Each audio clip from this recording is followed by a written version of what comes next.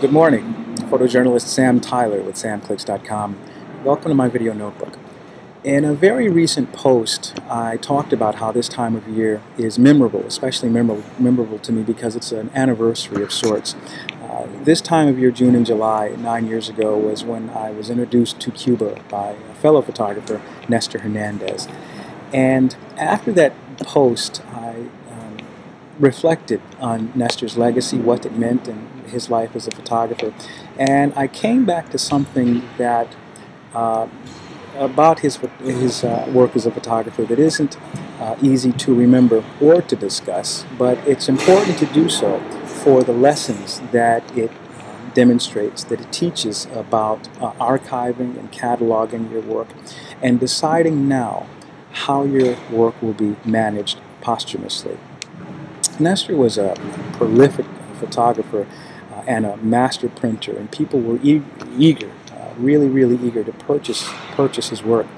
After he died, his father, Nestor Hernandez Sr., became the executor of his estate, and his estate essentially came down to prints and portfolios and negatives and those kinds of things. And his father and I also became good friends. We would talk a lot. On several occasions he invited me out to their home in Maryland just to sort of talk, and he was really, more so than anything, he was interested in finding ways to continue Nestor's legacy.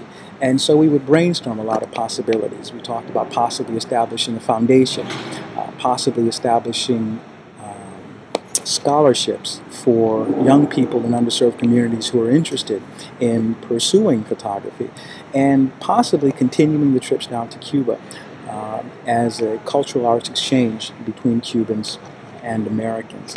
And we talked about quite a few things and continued to do so over the weeks, over some time. On one occasion we were at his home, and Mr. Hernandez stood and invited me into a room that was right off of the main room where we were talking.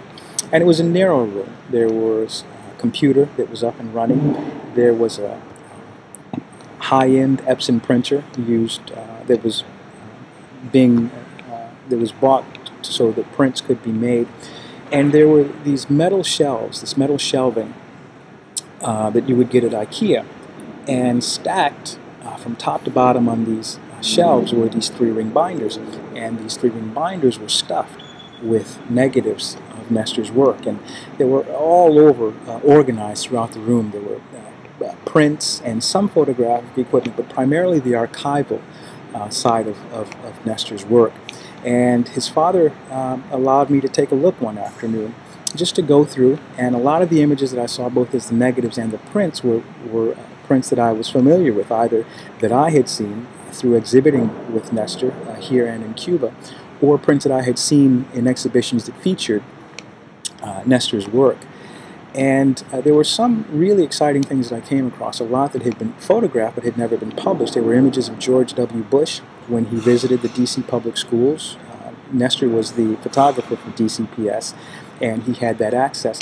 And there were also photographs of Elian Gonzalez that were taken, and they showed Elian as a shy boy at a backyard barbecue. And Nestor was given access to take these photographs, welcome to take these photographs as long as none of them were published. And that was just the way, Nestor had tremendous respect, and he was also for the most and large order, trusted by the people that he was attempting to photograph. So that explained that. And Mr. Hernandez was interested in continuing this legacy of Nestor's. Over time, we continued to talk, but we talked less than we had before. And we talked less because I was working on other projects. I was also working on some other exhibitions in which Mr. Hernandez actually allowed me to use some of Nestor's work in. And I was also organizing my next trip to Cuba.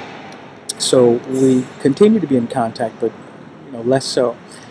Soon after that, Nestor Hernandez Sr. also died, and this was really a shock to a lot of people. Shock to me because it was one of those things where I had just talked to the guy on the phone and he had passed away. And more so a shock to his family because they were still reeling from the death of Nestor Hernandez. And After he passed away, this is where the narrative gets a little complex. At some point, Nestor's portfolio and his prints and his negatives were placed in storage, and the storage fees began to pile up. And when they piled up, the owner of the storage facility had a legitimate auction, and the items began to show up in bargain bins and flea markets, and they were being sold for as little as $3 a piece. It's like finding a Stradivarius at a garage sale. And the arts community in D.C. was mortified and saddened and to some extent angered as well. But there was very little that could have been done because it was a legitimate auction, given the stack of storage bills that went unpaid. The family retained the rights to any images printed from the negatives, but again, I mean, the damage had been done. The prints were gone, the negatives had been auctioned, and it was a very, very sad situation. And I guess the moral of the story is that it's possible, particularly in the digital age, to amass a tremendous amount of work. These memory cards can hold hundreds of photos, more so than just the 36 exposures that were done back in the day. So it's a good idea to archive your work and to catalog it and add metadata to it, and in some cases even watermark it. But to decide now how your work will be managed posthumously. And you don't have to be a professional photographer to make those decisions now. On the upside, the good news is that Nestor's legacy is not diminished by this misfortune. It doesn't take away from the lives of children as well as photographers that he impacted both here and in the United States. And it doesn't diminish the détente that he achieved at the community level between Cubans and Americans by using arts and arts programming to bring Cuba and America just a little closer together. So, thanks so much, everyone. We'll have much more on Cuba in the coming weeks, so be sure to stay tuned. Have a great weekend.